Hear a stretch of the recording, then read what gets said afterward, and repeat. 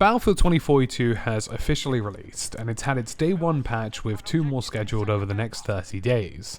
And I've managed to get about a week's worth of hands-on time since the capture event where I laid out my initial impressions of 2042. I feel like at this point now I've had adequate time to understand 2042, understand some technical limitations that have been overcome, and understand a lot of pitfalls and shortfalls that this new iteration of Battlefield has brought to the table. It's a super complex title, and I'm going to try and keep things short and sweet, highlighting areas where the game is attempting things that may make improvements, highlighting areas where things are just currently going wrong, and highlighting conceptual flaws as well. As a basis for Battlefield 2042, there is fun to be had in this game. I actually have had a lot of fun playing Battlefield 2042, especially with friends, but a lot of the fun in Battlefield 2042 is based on a willingness to overlook certain aspects of the game, and areas where the game definitely falls short, and also being able to overlook certain balancing issues and bugs that exist in Battlefield 2042.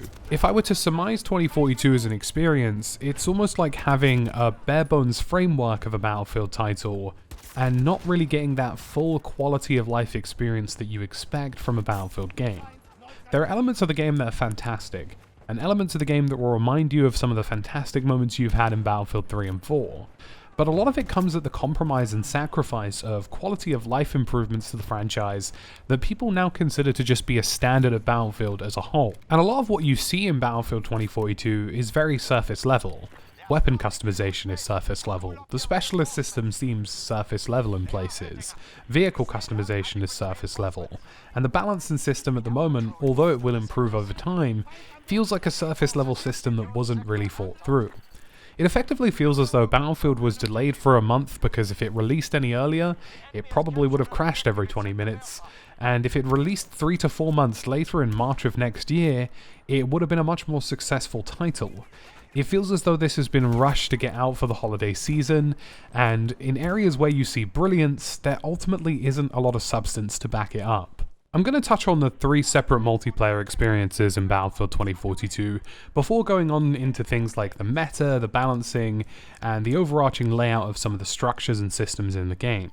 But before I do that, I will say that there is one objective area where Battlefield 2042 has made quite an astounding improvement from previous generations, and that is the Battlefield Direct Communication page. Battlefield for a very long time has lacked a back-end system and general updating system capable of maintaining and meeting the demands of modern gaming. They can't vault things, they can't fix things on the fly, and they can't patch things very easily. And that's changed this time around. The Battlefield Direct Communication page means that a lot of the elements that are available in 2042 can be modified, edited, rebalanced, and fixed without requiring a client-side update. So far, they fixed an issue with Dozer's Shield, an issue where proximity grenades were causing server lag, and even stabilized servers and activated servers in other regions. It seems as though they can do a lot with this system, and this will hopefully help the progression of 2042. Now, yes, this game launched far earlier than it should have, but at the bare minimum there's at least a glimmer of hope that things will accelerate in a good direction. While I don't believe a basis of hope should be the reason that you purchase a game, if you're somebody who is interested in Battlefield or is going to cover and play Battlefield 2042 anyway, then this is something that is beneficial to the game. Let's start with the 3 distinct multiplayer experiences: All-Out Warfare, Hazard Zone, and Battlefield Portal.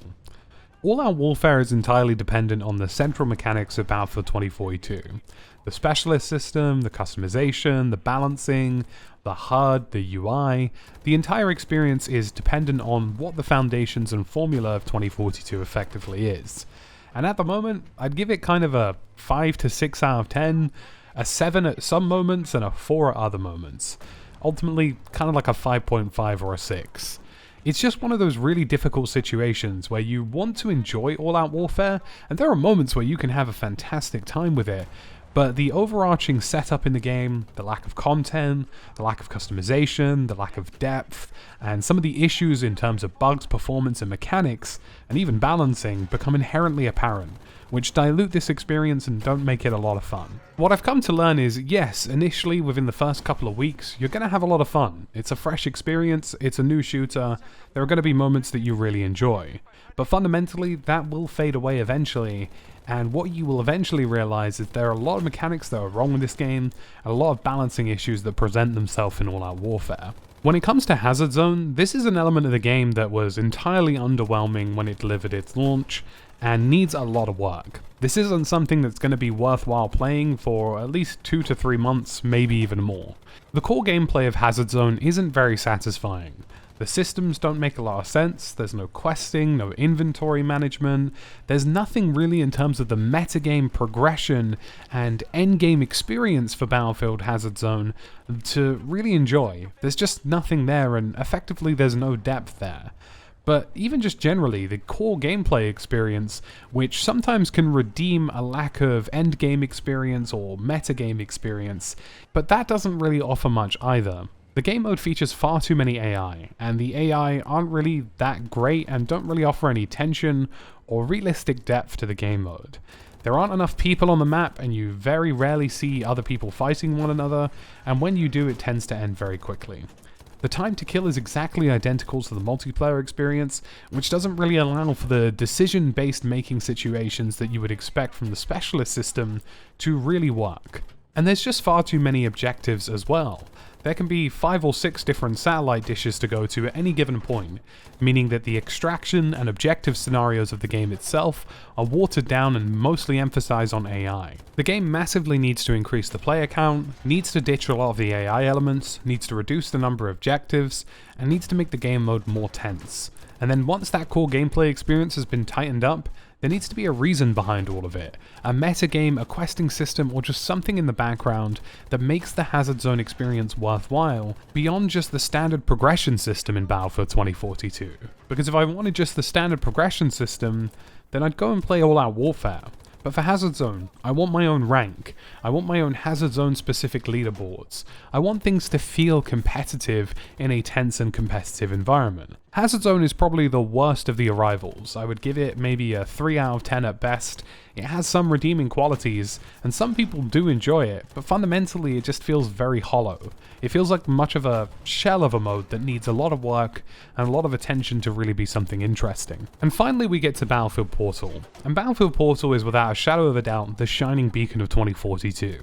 It offers remastered experiences, it offers effectively an entire customization system, logic editor, and things that just make Battlefield more special. Portal is going to offer a large level of replayability to Battlefield 2042, and should really be a central fixture of the franchise for a very long time. It allows us to experience past Battlefields, try things that are wacky and crazy, and craft classic experiences as well. There are limitations to this mode though. The logic editor only goes so far and doesn't extend into basic core gameplay mechanics such as Conquest and Rush, and it also doesn't allow for things to be changed on a map basis. You can't, for example, set map boundaries, place things on different map environments, and there seems to be a lot of crossover where Battlefield Portal could benefit from a map editing style system or just a basic map addition style system, but some of that stuff's a little bit more complex and sounds far simpler than it actually is in reality for development. But so far, Portal as a launch is the shining star of the show. It's easily a 9 out of 10, and once players can start earning XP again as they standardly would, once they deal with the bot farming issue, it's going to be something that's going to be a great part of 2042. And if you're somebody who's always wanted to experience Bad Company 2 or Battlefield 3 with less of the clunkiness and more well-refined mechanics, then this is going to be something for you. I can very much envision a future for Battlefield Portal where the mode and basic mechanics have been expanded upon, the logic editor and customization has been expanded upon, and more remastered editions of previous content could make its way into the game. It's a super impressive addition, and I hope it stays for a very long time. Now let's talk more about the core parts of 2042. The first part is bugs, and whilst I personally haven't encountered too many, there are a few game-breaking ones that you will encounter on occasion. And these are the kind of ones that seem like very simple solutions and need to be addressed really quickly. The two most critical bugs I've encountered are a situation on specifically the Kaleidoscope map, where I'm unable to be revived and I'm just in a permanent state of dying, and I have to quit the game or Alt F4. The second bug I've encountered quite heavily is when friendly opponents sometimes appear as enemies even though they're on your team. There are a few other small bugs here and there that you will notice, but not ones that are necessarily game breaking. These are the kinds of things that will be ironed out and patched in future, but it is stuff that you should be aware of. Next for me is the performance in the game, and this is something that is an issue both server side and client side. If you're on PC, the system is very spotty at the moment. There are some players who have 3090s who are struggling to reach 30 to 40 frames, and there are some people on 2080 Ti's who are getting 100 frames. It's a very confusing system and very convoluted. There appears to be issues with CPU and GPU utilization, issues where the game just isn't making full use of your system, and issues where the game is just flat out not optimized or not working very well. I currently am on a 5950X and a 3080, and I get around 100 frames on low, and I would expect that to be higher considering I am on low. And that's with things like ray tracing completely disabled, of course. And Westy, for example, who has a 3090, a more powerful card than mine, but 11900K, which is about on par for video game performance, is seeing far less frames than I am. So optimization and performance here really isn't great. The initial rubber banding and latency issues that plagued the first few days of early access seem to be gone, and hit reg definitely seems to be much tighter. There is definitely still some server bloat existing, where things that happen in the game such as Levolution events seem to take a toll on the server side system, and maybe some critical data isn't getting through as intended. This is one of those things that I expect to be improved over time, but for a 45Hz system on 128 players with physics, it's actually running better than I anticipated.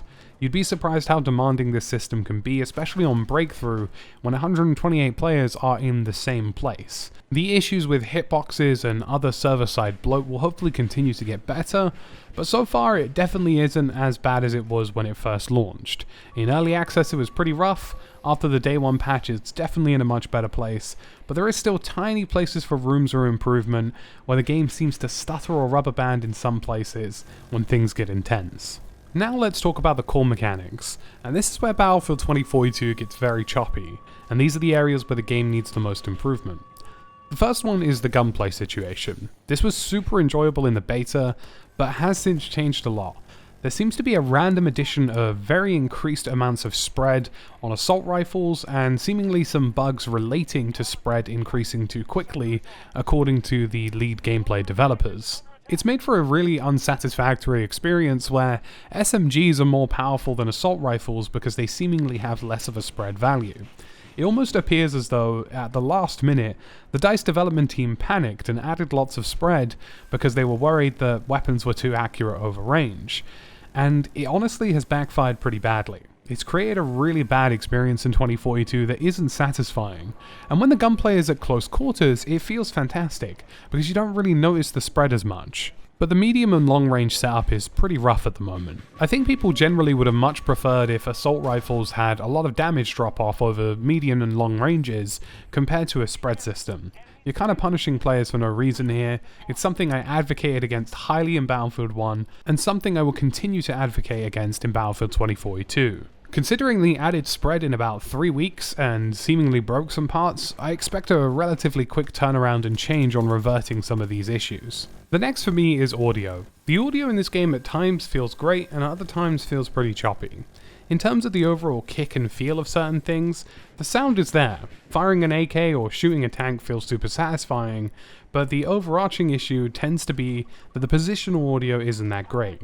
Even using the 3D headphone mix and using pretty expensive headphones, I have both the Astro A40s and the JBL Quantum 1s, I can't seem to ever establish a system where positional audio is very obvious and very clear. Footsteps can appear muddy at times, and the position of someone firing is definitely an issue as well. It's difficult to judge ranges of things. The other major issue for me as well is that there are some elements of the game that need audio that just don't have audio. Somebody wingsuiting in, somebody parachuting in behind you, somebody landing right next to you. These are the kinds of things that just lack audio at the minute, or seem to be very spotty with audio, that can get you killed when you feel like you don't really deserve to be killed. Before I talk about the specialist system and balancing, I want to have a word on customization, because this is another area that the game doesn't offer enough. There aren't enough base weapons in the game to start with, and initially I was somebody who defended the minimal number, because I thought to myself, well, I would rather we had these 22 or 23 or so balanced weapons than lots of ones that did the same thing or were unbalanced. But my hope with that system is that we were going to be able to customize the guns in unique ways. We could turn the AK, for example, into an RPK, which was a bit more heavy and more like a machine gun, or more into an AK-74U, the SMG variant. But we just don't have any of that. The customization options are lacking really entirely here. Some of the seeming attachments do the same thing, some of the attachments don't really offer anything, and most of them tend to revolve around either adding more damage, more range, or penalizing you massively for an added benefit of more accuracy. My expectation of being able to create these super different and unique feeling weapons out of just the base weapon has kind of fallen flat on its face. And if that's the case, then I would expect more base weapons, and I would definitely expect a bit more of a re-diversification of what's available in the current attachment section, and just a better look at how this could work. Because there are instances where guns like the AK could be super interesting. The SCAR could be really interesting, even the basic M5A3 could offer interesting experiences, whereas at the moment they just don't. The same applies with vehicles. There are some vehicles that just don't have enough customization, like attack helicopters and tanks, and other vehicles that seemingly have too much. The hovercrafts and some of the light transport vehicles allow you to add things like 50mm cannons to them, which is incredibly powerful and very lethal. And it often feels like I'm more powerful in light, fast vehicles than I am in the heavier tank vehicles and heavier attack helicopters. And these are issues that just need to be traced back to the customization system and the depth system, but also the handling system. Next is specialists, and whilst I don't expect specialists to change, I have actually been pleasantly surprised that they have created some good moments at times, and there has been more team play than I expected. I still don't think there's enough team play with specialists, but there was more than I anticipated. And I think the issue here is going to become inherently obvious. Specialists have no team play value at the moment except for what they prescribe themselves. Whereas I think every specialist should automatically be prescribed something that helps your team by default. Every specialist needs at least one team play item. But the bigger issue with specialists is that they pose issues with balance. There are some specialists that have outrageous abilities, and the ability for every single person in the game to have either C5 or a rocket launcher on them has a massive implication for the rock, paper, scissors systems between infantry and vehicles. Sundance, for example, has the automatic lock-on grenade, which identifies itself as a missile to any tanks or helicopters, making them pop flares when they don't need to, and the grenades themselves can lock onto things that are hundreds of meters away for no reason. The other issue as well is somebody like Navin, who has the ability to stop helicopters firing their countermeasures, which promotes even more balancing issues. Or Casper, for example, who has the drone, which combined with C5 is effectively a bomb drone, and whilst this can be really fun and interesting, the drone is super small and hard to see, meaning that again, vehicles and infantry are getting killed very quickly for no reason. As I've said many times in the lead up to the launch of Battlefield 2042, specialists promote more problems than they solve, and I really think that this is going to be something that we see to regret in 2042. They can be reworked in ways that make them more team play oriented, and ways that make a better, more divisive balance system, but ultimately they just feel like an MTX edition that isn't going to work out. And finally we get onto the balancing in the game. And if you ask an infantry player what their experience is like, they'll say it's awful. And if you ask a vehicle player what their experience is like, they'll say it's awful as well. And the issue here is that just mechanics are missing from the game, and balancing issues exist in the game that are causing problems. Light vehicles and transport vehicles always seem to have super overpowered machine guns, miniguns, or possibly even cannons on some of them that make them far more powerful than they should be. They're light, they're fast, they're quick, and they can kill lots of people. Helicopters seem to have a really sluggish handling system and don't feature cool features like below radar, stopping people from locking onto them and doing damage. And the jet system and helicopter system generally feels a little lackluster. Whilst I don't really have any issue with the controls and actually find them quite responsive myself, some of the more veteran players of aerial vehicles definitely do take issue with this. And I often refer to people like Prolosco, who is a fantastic streamer on Twitch, who is very experienced with these kinds of things and has a whole list of things that needs changing. And ultimately, the message is quite clear. These systems were refined and effectively perfected in Battlefield 4, and they were made really well in Battlefield 4, so there was no need to really change them. Tanking is another area where, again, the game feels super weak, because tanks don't really take enough damage, they can be killed very easily, parts of the tanks can be disabled entirely, and the upgrade and customization system feels quite lackluster. But when everybody has a recoilless or C5, being a tank can be a very, very disheartening experience, and it honestly feels as though people in hovercrafts are more likely to get more kills than somebody in a tank. While I suspect balance will get better over time, there are definitely balance issues that have been posed and made by the specialist system itself, and how they address this issue is going to be super important. If they're unwilling to bend on certain specialist abilities, it ultimately means that the game is going to suffer for it. And if they do bend, the game will go in a better direction, but it will then continue to nullify the existence of specialists, and kind of proves once and for all that this was not really a great idea. Balancing is an area of the game right now where things are messy and probably will improve in time. And ultimately that's the mantra for 2042.